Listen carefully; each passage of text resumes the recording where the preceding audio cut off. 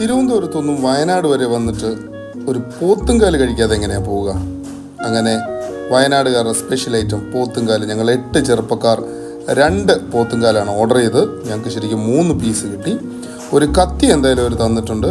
2 കൈയില്ലാതെ നമുക്കിത് കഴിക്കാനേ പറ്റുന്നില്ല. അതുകൊണ്ട് ഒരു കത്തി കൊണ്ട് നമ്മളിതെല്ലാം കട്ട് ചെയ്ത് ഇറച്ചി നല്ല ടേസ്റ്റ് ഉണ്ട്. ഞാൻ രണ്ടാമത്തെ പീസ് എടുത്ത് വെച്ചു.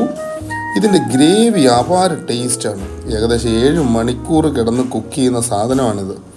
അതുകൊണ്ട് തന്നെ ഇതിൻ്റെ മീറ്റൊക്കെ നന്നായിട്ട് വെന്ത് നല്ല ജ്യൂസി ആയിട്ട് നമുക്ക് കഴിക്കാൻ പറ്റും. ഞങ്ങൾ ഇതിൻ്റെ കൂടെ കുറച്ച് പൊറോട്ടയും പത്തിരിയാണ് ഓർഡർ ചെയ്തത്. ഒരു കശാപ്പുകാരൻ്റെ ചുറുചുറുക്കോടെ എല്ലിൽ നിന്നും മാംസമെല്ലാം വേർതിരിച്ചു. ഇനിയാണ് അതിൻ്റെ ഹൈലൈറ്റ്, മജ്ജ. അപാര ടേസ്റ്റാണ് അതിൻ്റെ മജ്ജയ്ക്ക്. നല്ല ഐസ്ക്രീം പോലെ ഇരിക്കുന്ന മജ്ജയാണ്. ഉഗ്ര